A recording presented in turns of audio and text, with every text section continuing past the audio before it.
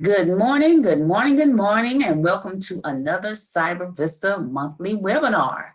Today's webinar will cover how not to take a test, the do's and don'ts for testing success. And as our co-presenters, we have Mr. Joshua Hester and Mr. Delvin Benjamin. Gentlemen, would you like to introduce yourselves? Certainly. So I'm Delvin Benjamin. I've been with Cyber Vista since about October of 2018.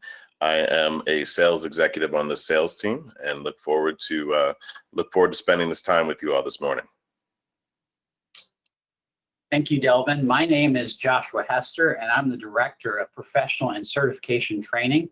I actually joined Cyber Vista about the same time as Delvin did, so we're both going in the same about the same time. So I really am glad to have a chance to spend some time talking about this. Now, before we get started, I also want to point out that I have seen certification from many different angles. I've actually been in this industry for over 2 decades, and one of the things that I've noticed is whether you're a student, whether you are a professional within a company and you have a team that you want to get certified, or whether you are actually a trainer trying to get your class up to speed, there are always these wrong ways of studying.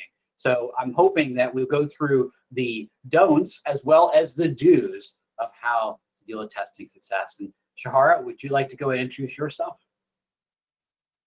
Hello, I am Shahara Ruth. I'm the lead instructional specialist for Cyber Vista. I've been there at the same time as Josh and Delvin, and I am your trusty host that you get to talk to every time you join our webinar. So I'll be taking your questions, and I just posted, please feel free to post your questions in the chat. And, you know, we do actually pick from the questions that are asked to be answered by our presenters during the webinar. So you may be the one that gets that opportunity. Thank you for joining us. All right, I'll go ahead and get us kicked off here. First of all, let's talk about testing. What is testing all about? First of all, without getting too much in the weeds, you want to understand there's 2 different types of basic tests, right? There are tests to see what you know and tests to see what you've learned. So what you know kind of tests, you may hear some formal terms that they may describe, calling this a summative test. Those are really meant to say, hey, what is your aptitude? What is your level? What do you currently understand as far as where you've started from? When we're actually talking about the other type, what have you learned? These are really meant to get an idea, like a pop quiz. Maybe it's something that in a typical instructor-led classroom, either virtual or in person, where someone says, hey, I've got a question for you. Can anyone answer this in the class? And then the class goes ahead and different students raise their hand to answer the question. And then based upon whatever the responses are, hey, Sam, sorry you got that wrong. Oh, great job. You did a great job there, Robin. That is correct answer. That is a way of understanding the concept and kind of reflecting on what learning you've done. Now, let's make sure we understand what certification testing is specifically and what it's not. I guess that's more important. So what is it not? It is not an SAT. It is not a GRE. You are not trying to get the highest percentile here.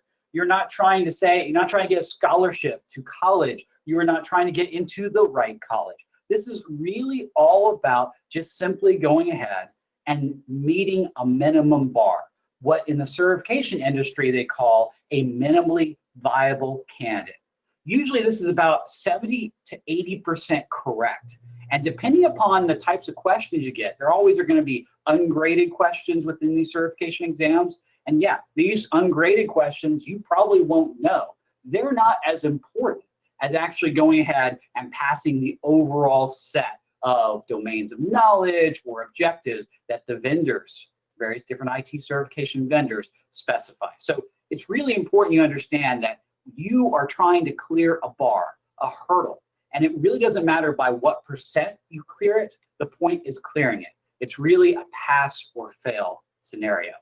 And Delvin, could you tell us a little bit about when does it count? When does real world experience count? Where does that relate to certification? So it's interesting because, a lot of people feel like, having real world experience is extremely beneficial, and it is for your job. But when it comes to passing a certification exam, real world experience doesn't necessarily play as big a part as you would think. And the reason for that is, real world experience can help you to familiarize yourself with, with acronyms and with processes and things of that nature. But realistically, every company works differently. So, a security analyst at company A is going to, perhaps perform a completely different role than a security analyst at company B. And so when you think about, real world experience, it's really good to be able to familiarize yourself with the material that you're going to be, that you'll see on a particular, certification exam. But realistically, in order to pass a certification exam, you have to specifically study material, test prep material that is designed for passing that certification, and not just having real world experience that tells you how to do your job for that particular company, if that makes sense. So Delvin, I guess if we were to summarize what you're saying there, is that it sounds like to me, you're saying no matter what experience you have in a company, it may not necessarily be the same experience that another company may require, for example, and that certification is more broad. Is that how you would describe that? Exactly. Because, you can be at the same job doing your role, and, when you get graded, you're getting 5s across the board. You have mastered everything that your company is asking you to do, but that's just what your company is asking you to do around a particular role. And there may be so much more covered in a certification that your job doesn't require of you. And so while you're at your position at this company and you're doing wonderfully, you may have only touched the surface of, everything that is encapsulated in a particular certification. So yeah, the certification possibly could be a much greater breadth than, what you are exposed to or required to do in your particular job as far as your real world experience. Great points. So as far as the certifications listed here, which are the ones that you're seeing a lot of requests for, Delvin, in the customers you speak to? So when you're looking at, okay, right. So looking at this, it says, the requirements and requests for employers and around certification. I'd say that the biggest thing that you hear as far as a reason that employers are looking for certifications, I'd say the biggest one is compliance.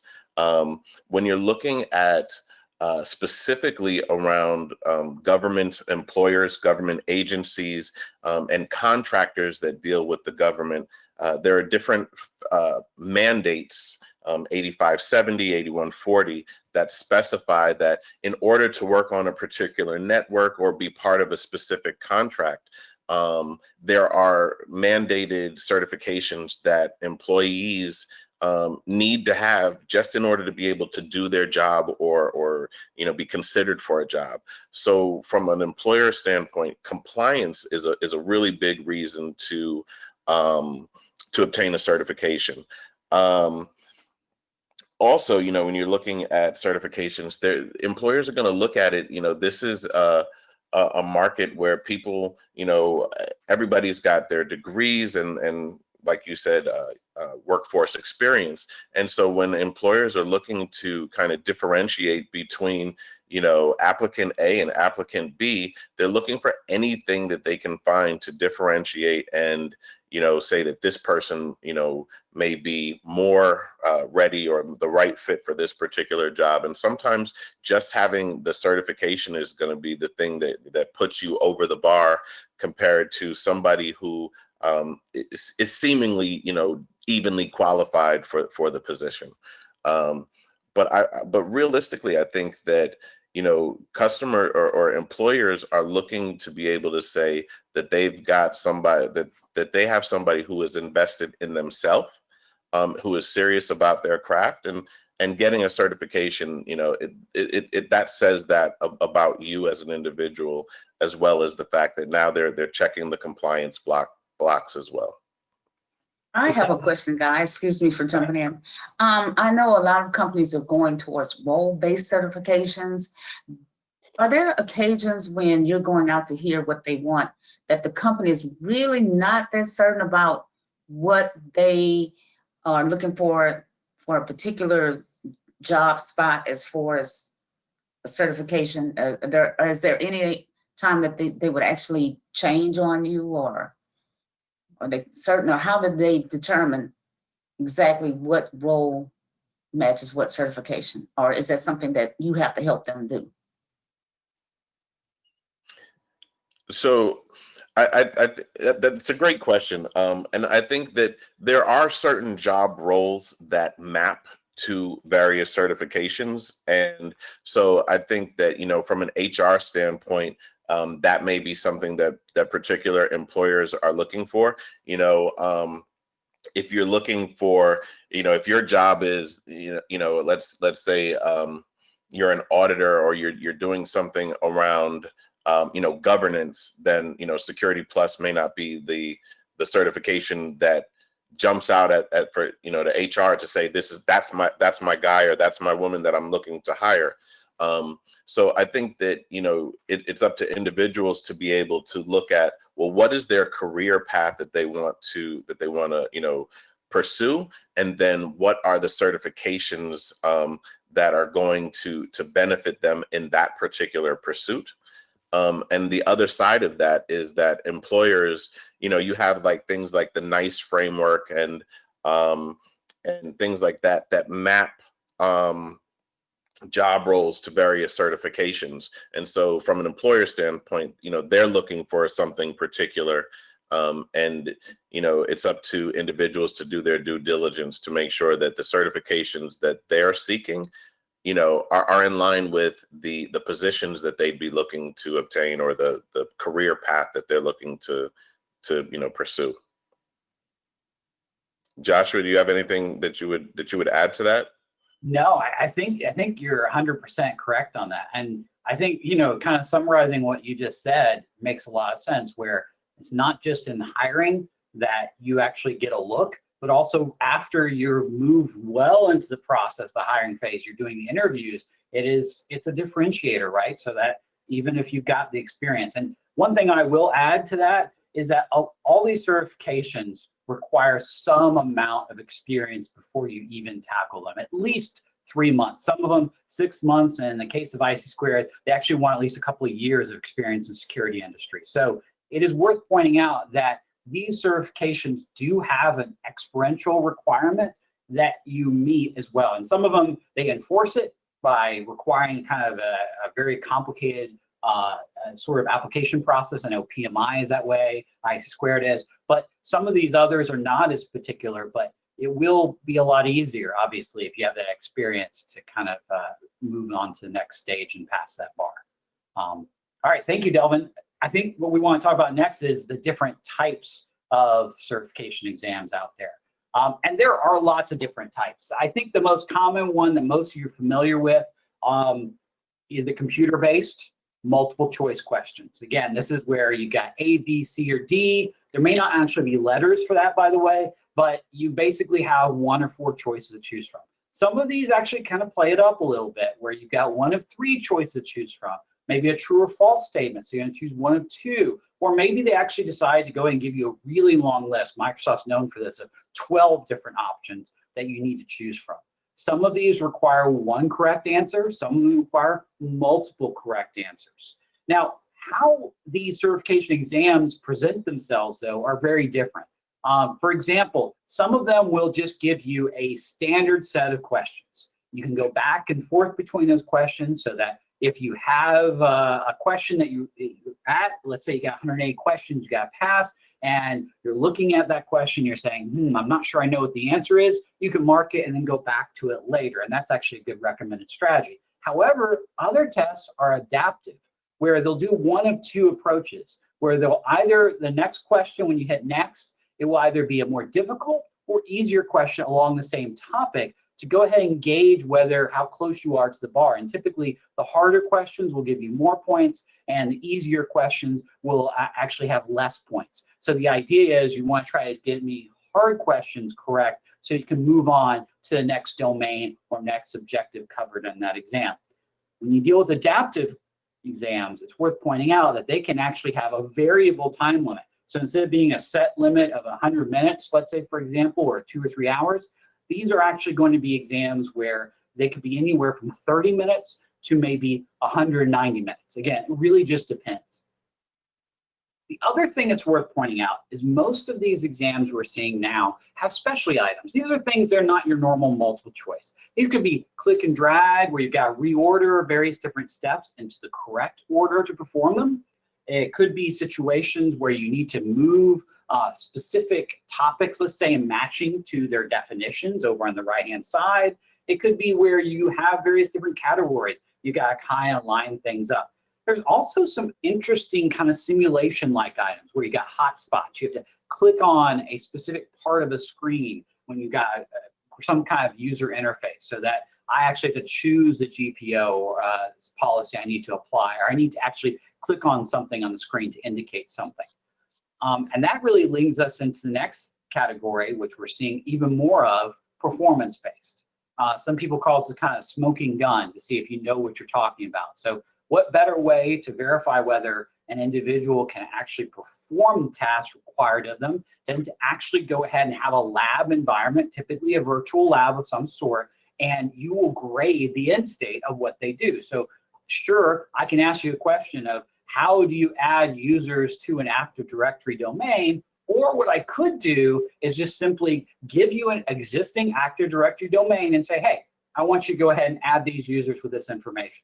So you could do this a number of ways. You could manually use the user interface, you could use PowerShell, you could use all kinds of different things to accomplish the same task. But at the end of the day, I'm just interested, did you accomplish the task that was set before you? Did you actually reach the end state of adding, let's say, 100 users to that Active Directory account? So this is an example of performance-based, and we see this done in the extreme of having to, in a virtual lab environment, perform the tasks. We actually see this in a different way. For example, the CEH practical will have a series of multiple choice questions, or in some cases, fill in the blank questions, where you actually will see a question, it'll look really normal, like your normal multiple choice, but then there'll be a link to a virtual machine. And when you open up that virtual machine, you have to do some things in order to get the correct answer. So maybe this would be like someone capture the flag. You need to find a specific network packet that meets these requirements, or you need to find out what this particular computer's IP address happens to be, et cetera, et cetera. So again, these are just variation of the same idea of if I've got a certain skill I'm trying to test, again, I'm saying I as being the test vendor, then I want to go ahead and specifically say, hey, how do I just say what to do? I want to just see if you know how to do it. And that's really what I'm emphasizing. Now, the last thing I'll say is the actual certification tests themselves can differ vendor from vendor. Most vendors these days, a single exam will get you a certification. Not all, but most, that is exactly the case. And a lot of the vendors out there have tracks where, for example, you might get as your first certification an associate level, let's say, and then your next certification within that track, you'll get the professional level. And usually either there's a requirement that you must pass the associate first before you do the professional, or it's just a recommended kind of step-by-step approach to how you get through the various different certifications. And what are the various certifications? Well, these are the types that, at least at CyberVista, we cover. Everything from security, which is one of our biggest emphases. And really, if you think about it, what this really encompasses everything from your most basic level, security plus, all the way up to like penetration testing, to actually dealing with SOC analysts, to going ahead and dealing with a variety of other things, secure coding.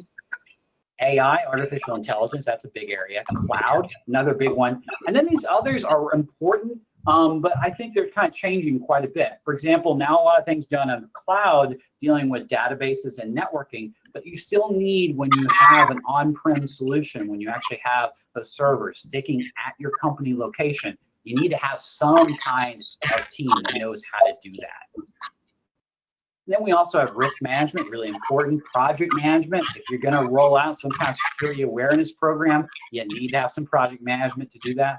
And then obviously go ahead and talking about web, creating web pages, creating a web presence. And obviously that relates back to security. One of the biggest attack surfaces really of any company is their website.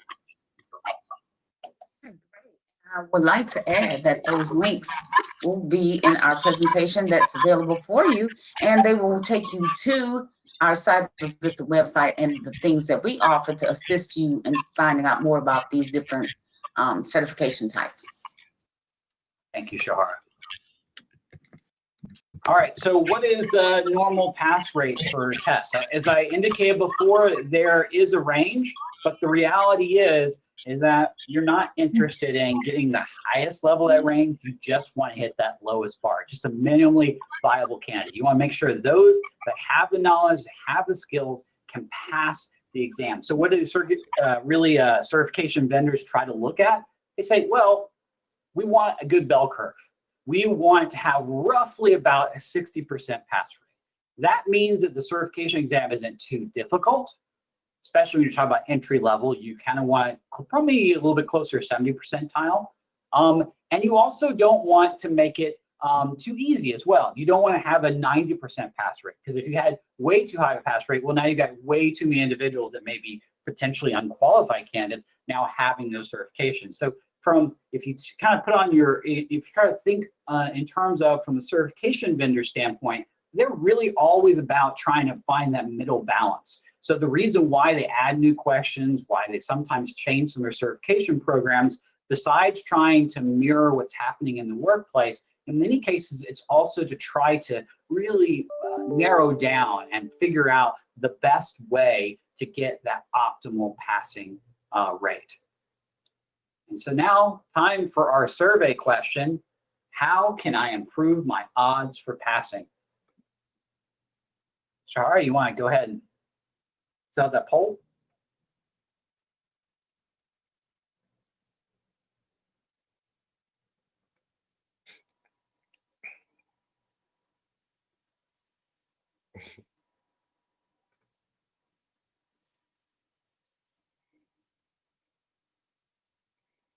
Now, if there's actually one of these things that are not mentioned, or there's something that you've used to help you increase your odds in a certification exam in recent memory, feel free to type that in the chat too. We're getting our votes in. It's interesting combination of what's going on here. So far, quite a few people are voting. 57% have voted so far. All right, guys, go ahead and vote. We need to hear your voice. 62%, 63%, going up, going up. There are no wrong answers. Actually, there are, but you know. Well, it's like anything else, Shahara. If you're taking a multiple choice exam, you need to choose the best correct answer out of the available answers. So it may not be the one you would necessarily have chosen or actually put on there, but it's the only one that's available to you. This is true, because what we used to use when I was teaching public school was get them to drink lemon water. It's supposed to increase the performance of your synapses. You didn't put that, Josh. I did not. That could have easily been on this list, though. That's a good one. I tried it. They did well, but I don't think it was because of the lemon juice.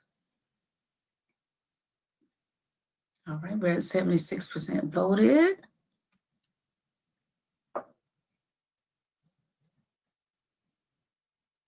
Okay, I think that's all that's going to vote. And so let me read you the results before we move on. We have 53% chose answer number 1, which is study every textbook, practice test, and personal blog. 5% said shadow someone who recently passed and bothered them. 2% said wear your lucky underwear or socks on test day. So I think they're just being funny. Then we had 2% said flirt with the proctor to get as many breaks as possible. Yeah, and I think that's not serious either, but we're enjoying you guys. And 38% said schedule the test at once and plan backwards from test day. So would you like to go ahead and let them know what the correct answer is going to be? So great question.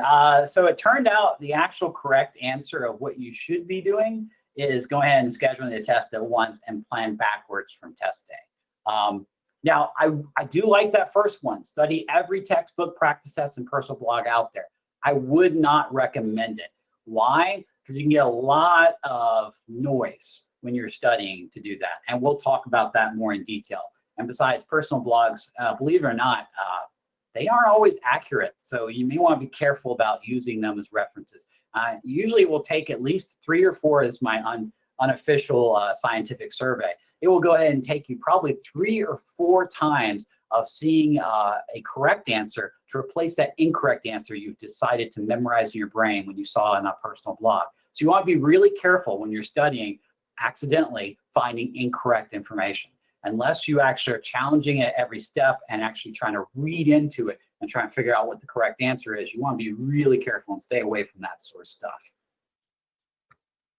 All right, so now let's talk about the test taking strategies. And I really wanted to start off with the don'ts, just because I thought there'd be, you know, I feel like this is advice you get a lot. And I exaggerated some of it, but I think some of you, if you've done any kind of studying for certification exams, they may sound reasonable at first. Grab an exam guide and start reading. This is very much like that first choice. So without even knowing what's on the exam necessarily, you go ahead and get an exam cram or some other kind of book and just start reading it. And I guess magically through osmosis, somehow you're going to remember the right facts that are going to be on that exam. This is a horrible idea. It's like anything else. You need to scope it first. You need to figure out what exactly is the exam asking before you start trying to figure out what's an answer. It's kind of like if you were to go ahead and figure out, I'm going to travel a location. I know, again, this is post-COVID. Hopefully we'll get there. I want to travel to a location. So I decide instead of looking at the weather just for that city I'm going to, let's say it's San Francisco, I decide I want to see what the weather is across all of the United States. That doesn't make any sense. How is it going to help you figure out what the weather is going to be in San Francisco? That was the only thing you needed to know. So again, scope what you want to do first. Jump into a boot camp. Now again, CyberVista in general is not a big supporter of boot camps because again, we just don't believe this idea of just loading all this stuff in your head and then just going ahead and regurgitating it on exam day is necessarily a good, successful strategy. However, one thing I will point out is where a boot camp might be helpful is if you've already done the prerequisite studying, you've already gone ahead and may have some of the experiential, you've had the experiences that go behind that exam, and then you're just really using that boot camp week or whatever it is to really force yourself to study at that point. That actually can work for some people, but you want to be really careful. Most people, the boot camp model does not work at all. Find a brain dump of exam questions. Now, besides the legal and ethical implications of this, again, a brain dump, in case you're not aware, is actually the live exam questions. So if a certification vendor finds out that you have actually gone ahead and decided to take whatever in Tunisia or some other country where someone's taking pictures of the actual screen and their testing experience and then shared it online for everyone else to view, if, let's say, compTIA or someone else finds out you've done that, you could lose your certification. So, and not only that, they could lose all your certifications because they may contact other IT vendors and say, hey, they did this once, who's to say they're not going to do it again? You want to be really careful about that. But besides that, first of all, brain dumps, they just are in the market for selling questions. They're always about how many questions do we have? We've got 500, we've got 1,000. Now, what they don't tell you necessarily is that some of those questions may be from different related, but not the same exam. For example, if you're looking at C risk, you're going to see lots of questions about risk register and things that seem like they would be on that exam, but they're actually from another related exam, project management. And you're actually mixing these various different certifications together and not necessarily getting what you think you're getting. The other thing that's worth pointing out, brain dumps are notorious for having incorrect answers, even if they have explanations. Those explanations are usually wrong. And I cannot emphasize enough that when you first start studying, getting wrong answers to study is probably going to sink you before you really get started. You need to make sure you start with a good source, and then once you deal with a wrong answer, you can probably explain it away, figure out why it's incorrect, and maybe even figure out what the correct answer is. The other thing you should never do is wait to schedule exam until you're ready, because I got news for you. You won't be ready. You'll go ahead and figure out another way. Oh, I'll just push that back further. Oh, I'll just push it back further. It's a lot more difficult if you go ahead and you say 3 months, 6 months ahead of time, I'm going to schedule an exam. You have a date now to work towards. It's very difficult to now in your mental mind go and say, okay, I'm going to go and reschedule it. Sure, in many cases you can reschedule without a whole lot of penalty, but still that's going to require some effort to do it. It's much better to go ahead and have an effort to begin with, to go ahead and schedule it, and then have extra effort to reschedule it, than just sort of passively say, well, when I feel ready, I'll schedule it. Because more than likely, if you're anything like me, you're going to procrastinate to the very last moment, and you may never actually schedule that exam. Don't memorize all questions or concepts. I think sometimes when people aren't even using brain dumps, they're using practice tests, they say, oh, I need to memorize these questions. No, no, no, no. The point is not to go ahead and memorize the questions or concepts. It's really to understand the explanations. Why are the correct answers incorrect? Or why are the correct answers correct? Why are the incorrect answers incorrect? What type of question am I getting asked here? How does this exam ask these questions? What is from that vendor their expected troubleshooting steps, for example? What is the type of, really, if you think about it, you really want to get the look and feel of how the exam is, not necessarily all the particulars around the question. I would not recommend staying up late, cramming the week or night before the exam. That is a really sure way, learning new information last minute, that you will literally dump this information when you're done at the end of the exam. And the worst thing you could possibly do is get, for example, a Network Plus, Security Plus, or something like that. You get through the interview, and then you're asked the question, so tell me about the CIA triad. And you completely forgot about that because you just spent time going ahead and cramming. And when you cram in short-term memory, it stays in short-term memory, which means you will dump that when you're done with the exam. You're much better off trying to encode that over a longer period of time. So really that last week or night, you really should be reviewing what you've already learned. It's not the time to learn new information. The other thing I would not recommend is you follow all the online advice of how to pass. It might be actually useful. A lot of people will give you, and I think it's really neat that with crowdsourcing and things like that, that we can actually get an idea of what are some ways we can pass certifications. I would actually encourage you to look at what's out there, but at the same time, take it with a grain of salt. So for one person, they said, hey, I memorized this and this got me through. Okay, maybe you want to go ahead and say, well, maybe that's a worthwhile concept for me to make sure I remember. However, you may not need to follow every single step. Again, people are not necessarily learning scientists, and when they describe how they learn, it's not always accurate. For example, someone may say, I dyed my hair red right before exam day. Well, yeah, that might be true. I doubt that's why you passed. You want to be very careful about that. So what are the do's? So I've told you everything don't do. First of all, you read all domains and objectives from the vendor. You scope it, figure out what you need to know. The next thing is you schedule the exam immediately. Give yourself a solid month, so maybe 3 months. I mentioned 6 months, but that's probably the upper bound. If you try to schedule exam a year out, I'm not really sure you're going to remember all the information over that time. That's probably not, it's probably too long of a time for most people. Now, I will say, none of this is 100% for everybody. So if you think, and you've done it before, where 12 months out that works for you, then by all means. But you're going to see that's the reason why most of the various different codes that you buy for certification now, voucher codes, will expire in 12 months because typically they don't expect you to take it beyond that. And so that's the upper bound right there. Come up with a plan of attack. Sorry, go ahead. I'm sorry, a quick question from one of our participants, Yes. from Amanda, and she says, it's my understanding that some organizations like compTIA will revoke your certification if you use a brain dump. Is there any truth to that? Yes, there is truth. I have known people that have had their certification revoked. Now, I will tell you, what's the biggest offender? The biggest offender, and this is really important, after you pass the exam, or if you don't pass, sharing the content or questions that were on the exam in any kind of exact way is not just plagiarism, but that's a violation of that candid agreement that you sign when you sit to take that certification exam. Yeah, I know all that, legal mumbo jumbo, and no one reads it and just clicks, okay.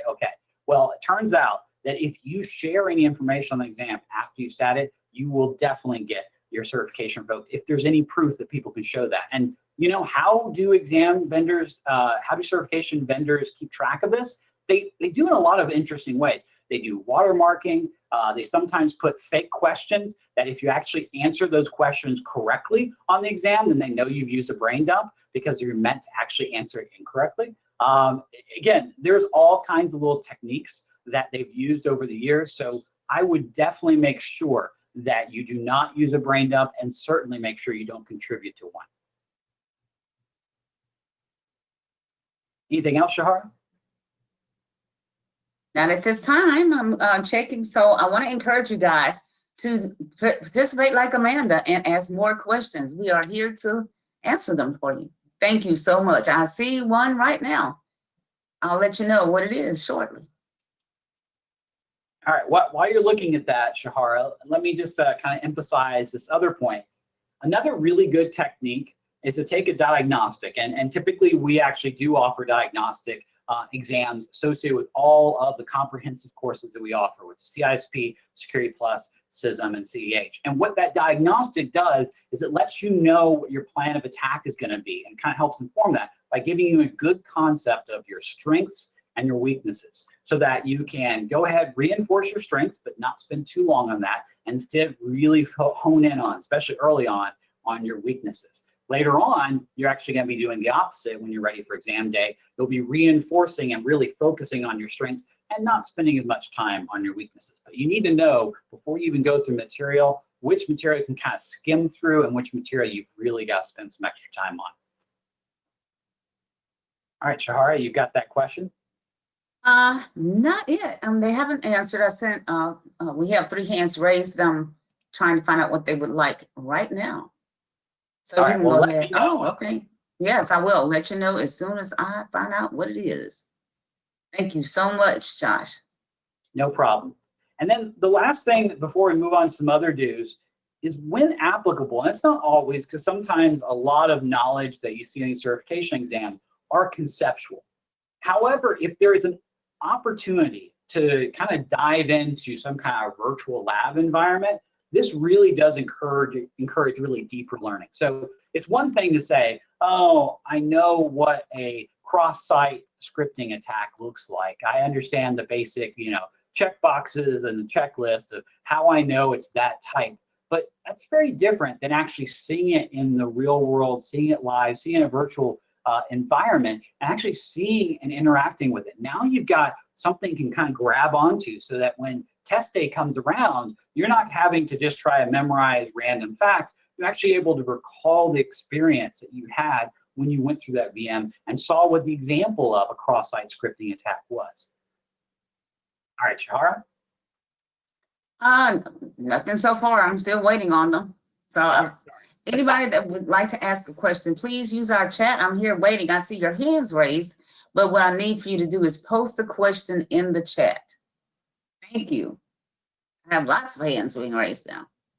Oh, excellent. All right, so let me kind of wrap up some of the other do's that I recommend.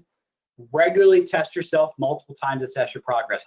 At the very minimum, you should be testing yourself every week to see where you're at. I actually would recommend maybe at the end of every day or every couple of days, you actually do that. It's important that when you test yourself, practice your question timing. What I mean by that is, you've got a certain amount of time to spend on the exam. So you want to make sure that you go ahead and keep a timer of how long you're spending on each question. If you actually only have, let's say, for example, 60 minutes on the exam, which, again, I can't think of too many examples, but that's the case, and you've got 30 questions, then you want to make sure you're definitely not spending any more than 2 minutes on each question. The questions that you actually need to read in more detail, because again, a lot of these exams will have really easy questions, really difficult questions, questions that have paragraphs, and questions that do not. You want to kind of focus in on what the main part of the question is. And sometimes the best way of doing that is going ahead and really skimming to where the question mark is found, at that last sentence somewhere, and then read up from there. That is a good way to kind of figure out what is the core, what's the heart of what this is trying to ask me. You might even try to read some of the alternatives to get an idea of what it's really asking. Maybe you don't understand. It says something like, what should you do next? Well, what should I do next? I don't really understand. And then you can read through each of the alternatives and say, oh, it's really talking about the next steps of containment. That's what it's talking about, incident handling response. I should have remembered that. So now I know. So again, we want to try to use kind of shortcuts so you can answer questions quickly. And in most exams, not all, but in most exams, you can go back to questions to review them if you need to answer them further. If you can't, then just realize you're going to have some questions you're going to spend a lot of time on. So the ones that are easy, you want to try to get through as quickly as possible. Hey, I have a question, from Brian. And he wants to know, he actually stated, I take my ITF fundamentals exam next Friday. I failed last month, but I have devoured the book and I'm concentrating more on exam objectives, and the test at the end of the chapter. Am I doing this study thing right? So I think the question at the end of the chapters are helpful, but usually they're not enough. Let me explain why. So the goal of the end of the chapter questions really make sure you understood the information you just read. Very rarely, although in some books I've seen this, are the questions going to go ahead and bring in material from other chapters or other sections. That's a problem because on the live exam, you're going to see sometimes a question doesn't fit completely within a certain domain. It might even expand beyond just simply a domain. It may even really require a little bit of knowledge on all four, let's say, of the domains that are covered by that exam. So that's why I really would highly recommend that you use a practice test or you use some kind of assessment to help you with that process of just testing your timing and things like that. And it's important when you choose a practice test, you choose one that kind of looks and smells like the real exam. You really don't want the question of real exam, besides obviously the ethical and the legal reasons, because if you did that, just memorize the question and answer, even if you had them, you wouldn't really remember or retain that information after the exam. It's really not useful to you. But if you do make sure you understand how the exam is asking those questions, you kind of get the feel for it, then when you're sitting on exam day, you won't be so freaked out when it asks you a question like, which of these things would you recommend? You're like, oh man, what in the world is Axelos recommending for me to do in this ITIL specific function or something like that? Again, as long as you're kind of prepared for that, you kind of understand the look and feel. I think you're on the correct road there, Brian, of actually doing this right. So the only thing I would change is I wouldn't just do end of the chapter questions. I make sure that you do a practice test to go ahead and make sure you're more familiar with the concepts. All right, thank you. We have a question from Arlen. I'm sure, I think it's he, but anyway, that person wants the best way to handle adaptive hardest questions. Should we best answer first or not answer and save for the end? Great question. So I probably should point this out, but adaptive exams are renowned for the fact that you cannot go back to questions. So this makes it a little bit challenging. How I think of this is that when you're studying for an adaptive exam, you probably want to take some examples of adaptive experiences. For example, CISP is adaptive, and we do offer an adaptive experience with our comprehensive course. But I want to emphasize, though, that studying for adaptive should not be that different from studying from a normal exam. And why do I mean that? I mean, you really still need to focus on domains and focus on the objectives and sub-objectives the vendor has given you. Make sure you understand them.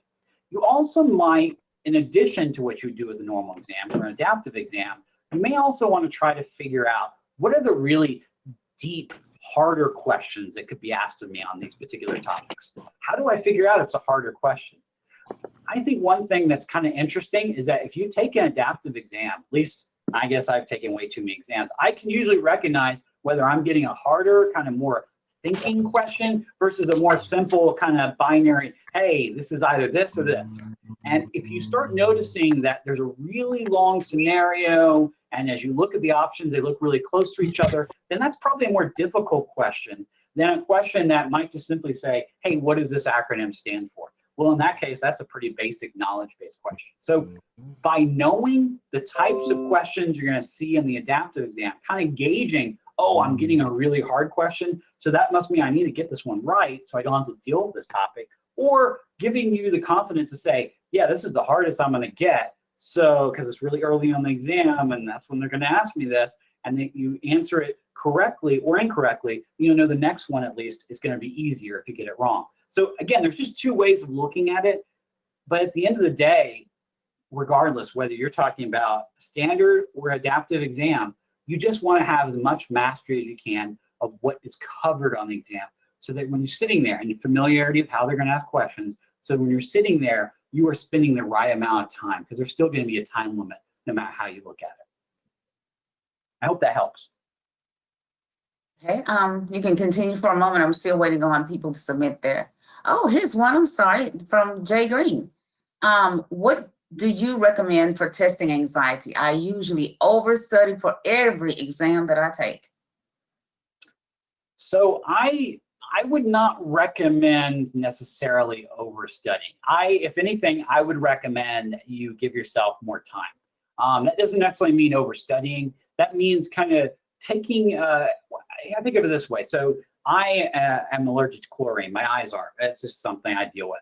And so, you know, in nice weather like this, where I like to go jump in a pool, I have to be conscious of the fact I can't spend all my time in the pool. Besides the fact, of course, obviously I'll turn to a raisin, but also I'm aware that my eyes are going to be really sore if I stay longer, let's say, than an hour and a half within at least chlorine. So what I have to do is kind of gauge that and take a step deep within there. I would recommend that when you're studying, you at least devote an hour, maybe 30 minutes if you're just answering some questions, but I would say at least give yourself a chunk of an hour, maybe even see if you can give yourself chunks of 2 hours. And it's more recommended, I would say, rather than giving yourself 4 hours of study in one fell swoop, that you actually kind of break that down to smaller pieces that are a little bit more easier to manage. So that usually gives me more confidence, because there's something important that happens in between that hour and next hour that doesn't happen if you did it all in one 4-hour chunk. And that's the learning, the encoding, the thinking about what you've learned, the sleeping on it the next day. Now, I'm not one of those people that says, hey, you need to go ahead and play a tape under your pillow while you're sleeping. I'm not saying that. But there is something to the fact that your brain needs to kind of wrestle with information and figure out how it works. So it is really important that you give yourself that kind of span, because the actual learning may happen later. All right, I think we're running a little bit low on time, so I want to make sure that Delvin gets a chance to kind of talk a little bit more about what we have. And obviously, I'll stick around for any other questions. And Delvin, they are coming in. Sure So they go are. ahead and keep So sending in Delvin, your questions, and we're going to wait until actually we address the additional information, and we will be here to answer questions. So keep them coming. Thank you. So Delvin, what are the hottest certifications that employers are looking for right now? So right now, I would say in the industry across the board, regardless of what industry, manufacturing, healthcare, financial, across the board, what we're seeing right now is that anything that's cloud-based are the hottest certifications right now. So the Amazon certifications, and Amazon's got quite a few. But there are 5 or 6 core Amazon certifications that are absolutely top of the market as far as what people are seeking right now. Microsoft Azure certifications would be the other one. Again, Microsoft Azure centers around cloud-based certifications. So between Amazon and Microsoft Azure, those are what we're really seeing as being the hottest things that folks are looking for. And then you also have, compTIA is always going to be in high demand, compTIA certifications. And, when you look at those, you've got entry-level certifications like A+ and Net+, which are in high demand. And then you get to Security+, which is essentially the baseline for network security certification, and it's also the the entry point for government as far as certification requirements. Security Plus is going to be mandated across, government industries and, again, government contractors. And then, kind of rounding out that list, one of the more senior, if you will, certifications, but certainly in high demand across all industries, is the ISC squared CISSP certification. It's a huge certification from a size standpoint, comparatively to some of the other certifications. But it is definitely in high demand. I know, like, when we're thinking about just our sales and some of the partners that we work with and training centers that we work with, the CISSP is one that the seats are always full for the classes, and the demand is high from an employer standpoint as well. So those are the ones, and obviously, if your particular career path isn't in line with those specific certifications, that's not to negate what you're studying or the areas that you're looking to pursue, but just in general, these are kind of the top most sought after certifications in the industry right now. So Delvin, tell me, as a sales executive, what tests and certification help does CyberVista have that can assist our various different attendees in reaching their goals? So CyberVista offers a number of different solutions from a test prep perspective. We actually offer practice exams for over 100 different titles, and that covers all of the different certifications that I just mentioned as the higher demand certifications. But I mean, we have certification test prep materials around Cisco and VMware and a number of other many different vendors. In addition to the practice exams, which, as Joshua mentioned earlier, I think is a really, really valuable tool to studying and to gauging, where you are in your readiness to take a certification exam. But in addition to offering practice exams, CyberVista also offers the virtual labs that we had mentioned. And I think that the virtual labs, depending on the certification that you're seeking, are really, really influential and beneficial to passing a certification exam, because, as Joshua mentioned, many now have performance-based components. And so to be able to have some kind of hands-on learning experience while you're studying for a certification exam and knowing how to perform various tasks, those virtual labs will really, really come in handy. The last thing that we offer around test prep would be e-learning. And the e-learning would be comprised of pre-recorded videos that, similar to the textbooks that you would see at the end of a chapter, or we'll have question banks to go over those particular lessons, as very like knowledge checks to make sure that you comprehend and understand the different chapters and materials that you've gone over. And we feel like to be able to blend all three of those aspects, the practice exam, labs, and e-learning, it essentially caters to everybody's learning style.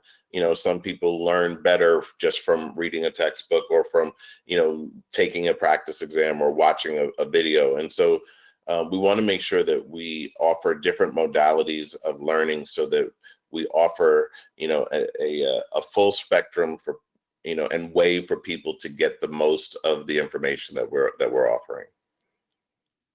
Thanks, Delvin. And one other thing I'll add too is, and then the sales pitch is over, I promise everyone, is that we also have comprehensive courses on CISM, CISP, Security Plus, and CEH. So if you're interested in those and you want the full gamut of experience of everything from labs to practice tests, diagnostic, final exam, to even, we actually have live online classes kind of help collaborate and set yourself as accountable as part of your studying habit, then I encourage you to look into those options as well. Okay, I have an additional question and a comment. The question is from Thomas Pat Pillow, and it says, I took my compTIA 3 weeks ago by home online proctor. The system blocked my questions and I could not get in contact with my proctor to complain. I scored 608 of 750 required. I believe I would have passed if I could have seen all my questions in simulation. I am now scheduled at a test site in Omaha, hopefully better results. This virus situation has made me stressed also. So that's from Pat. He goes by Pat. Yeah, and I would love to really kind of emphasize that. So I think all of us are facing issues. I've taken some online proctor exams, some of which normally would not be available online proctored. And I think it does depend upon the proctoring service and how flexible they can be. But I'll emphasize one thing right now. Always make sure you perform the system checks before you go ahead and set up your computer. The other thing too is you want to make sure that your room is free of clutter. The last thing you want to be doing on test day when you're nervous is trying to fumble around for your ID or for any other required identification that you're going to need for that exam, and also having to clean out your room first before you start the exam. So try to make sure you do those things ahead of time. Make sure you run through the checks. I know the checks, and maybe not in your case, got everything, but typically these various different system checks will typically make sure that you've got all the installed plugins that you need for the exam to be as worry-free experience as possible. All right, and we have a final question. Comment. It says the University of Central Florida and other universities put bait questions or exam to see if students are sharing questions with other students. They do statistical analysis on exams to find the students that used brain dumps. Vendors like Cisco and Microsoft do the same to find